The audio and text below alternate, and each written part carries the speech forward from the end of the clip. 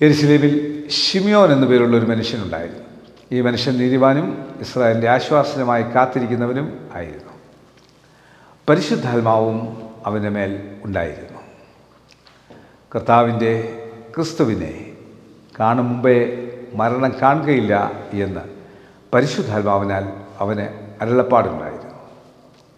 അവൻ ആത്മനിയോഗത്താൽ ദൈവാലയത്തിൽ ചെന്നു യേശു എന്ന പൈതലിന് വേണ്ടി ന്യായപ്രമാണത്തിൻ്റെ ചട്ടപ്രകാരം ചെയ്യുവാൻ അമ്മയപ്പന്മാർ അവനെ അകത്ത് കൊണ്ടുചെന്നപ്പോൾ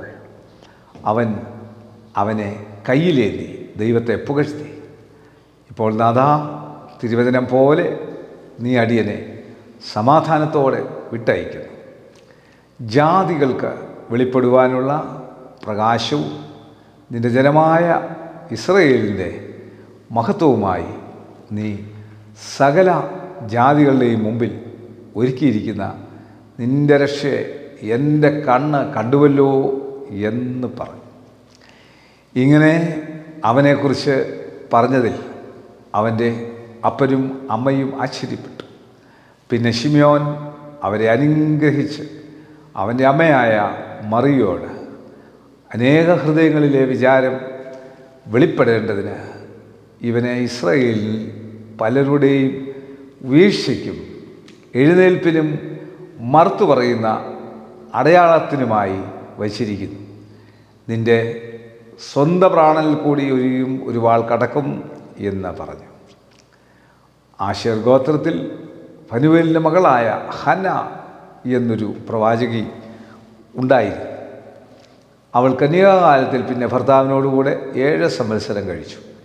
74 സംവത്സരം വിധവയും വളരെ വയസ്സെന്നവളുമായി ദേവാലയം വിട്ടുപിരിയാതെ ഉപവാസത്തോടും പ്രാർത്ഥനയോടും കൂടെ രാവും പകലും ആരാധന ചെയ്തു പോന്നു.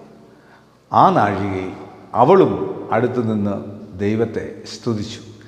യെരുശലേമിൻ്റെ വീണ്ടെടുപ്പിനെ കാത്തിരുന്ന എല്ലാവരോടും അവനെക്കുറിച്ച് പ്രസ്താവിച്ചു. ദൈവത്തിൻ്റെ പരിശുദ്ധാത്മാവിൽ ശിമിയോൻ്റെ ഈ ഇടപെടൽ ഏറ്റവും പ്രായമുള്ള ശിമിയോന് പരിശുദ്ധാത്മാവിനാൽ കർത്താവിനെ കാണുമെന്നുള്ള വലിയ വാഗ്ദത്തം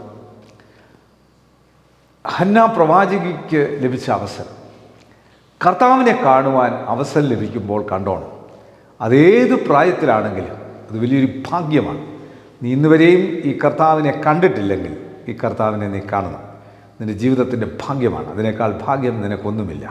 കണ്ണടയ്ക്കാൻ പ്രാർത്ഥിക്കാൻ കർത്താവ് ഈ വചനത്താൽ നിൻ്റെ മക്കളെല്ലാവരും അനുഗ്രഹം പ്രാപിക്കട്ടെ. കർത്താവിനെ ശരിയായി കാണുവാൻ ശിമിയോന് അവസരം ലഭിച്ചതുപോലെ, കർത്താവെ ഹന്ന പ്രാർത്ഥിച്ചതുപോലെ ദൈവത്തിൻ്റെ സന്നിധിയിൽ ഞങ്ങളും അപ്രകാരം ദേവാലയം വിട്ടുപിരിയാതെ ദേവാലയ സംസ്കാരത്തിൽ വളരുവാൻ ഞങ്ങളെ സഹായിച്ചാട്ടെ. യേശുവെ നന്ദി, യേശുവെ സ്തോത്രം, യേശുവെ ആരാധന, യേശുവെ മഹത്വം. യേശു മൂലം പ്രാർത്ഥനകൾക്ക് നല്ല പിതാവേ, ആമേൻ. God bless you.